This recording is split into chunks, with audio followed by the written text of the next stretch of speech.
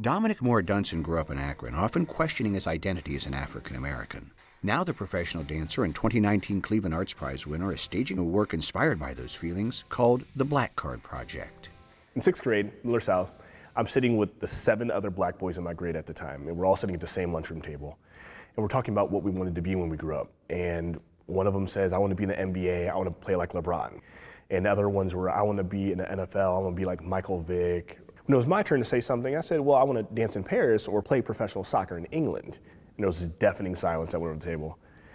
And one of my friends looks at me and says, bruh, that ain't black. And all the kids started laughing. There's this overarching feeling that like, well, if I don't know this about the black culture, if I don't know this kind of music, I'm not black enough. If I don't like this kind of food, I'm not black enough. Sometimes I feel like I was supposed to learn how to be black somewhere. But there's no program to learn how to be black.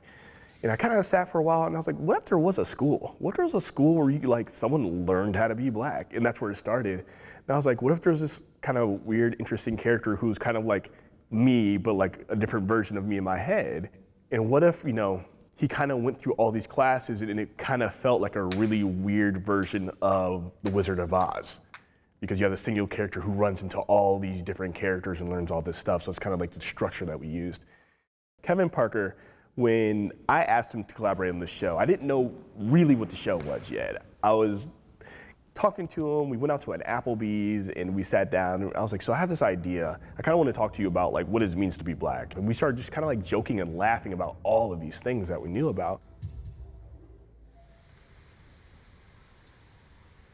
So we're at Firestone High School, which is my alma mater. I graduated from Firestone in 2008. It's hard to talk about how important it is to me because this moment is full circle.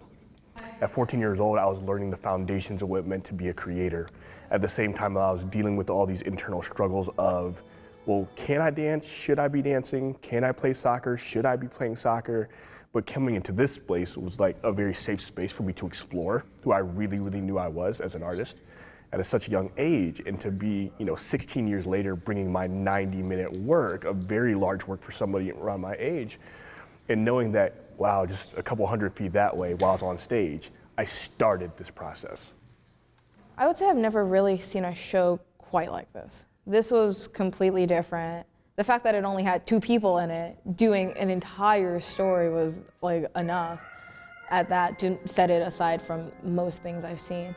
I guess I never really thought about a black card, like ever having a black card, and like realizing that like it is a thing, like, oh, like there are things that I don't know about that like happen within my community.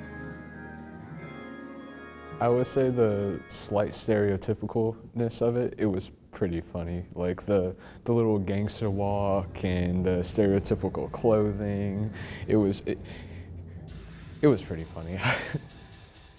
The problem with humor is it's actually the hardest thing to do on stage. Because you have to think about your own biases as what you think is funny versus what other people think is funny. So that's one of the first barriers.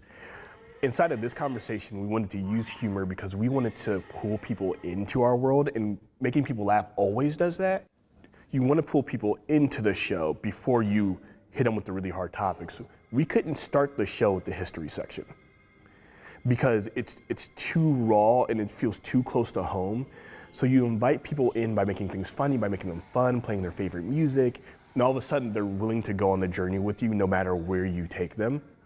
And we realized that's what we needed to do because like I've seen a lot of modern dance shows, and often when you talk about race, the piece is very heavy, and a lot of times you'll see people who are singing forward start to lean back and disengage because it feels like too much for them. So we were like, okay, well, what if we did the opposite? What if over time we got them to lean forward and then they would stay there? So it's also taking that idea of like, we have these characters who are these stereotypes, but what if we broke the stereotype and made you learn something about them that changed you a little bit? C.T. Payne, who's the thug, he doesn't think he's funny. He's very, very serious. But as you saw on the show today, the kids will laugh as soon as they see him. The part that was really difficult actually was making sure every character had integrity and it wasn't my emotional feelings about that character that came out. because me and Kevin talked about we can't be hypocrites. We can't say there's no one way to be black and then say, well, the way the thug's doing it is wrong.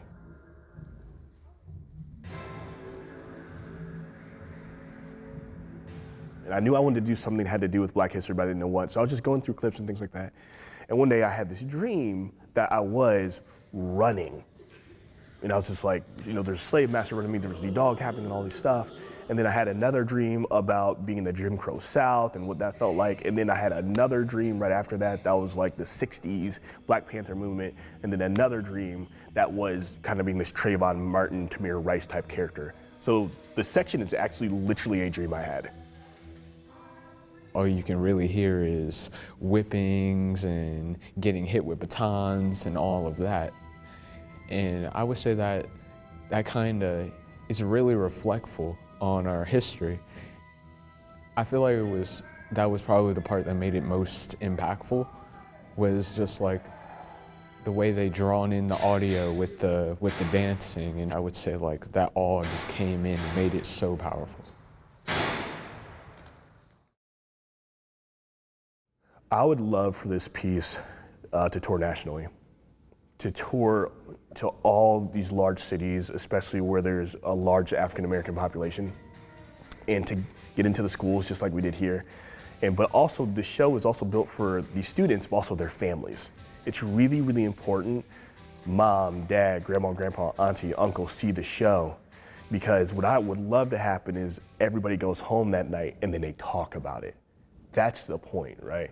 The mission of this project is to create conversation around the narrow aspects of the Black identity, and then how that relates to economic development in the Black community. This is living proof that you could literally do whatever you want to do.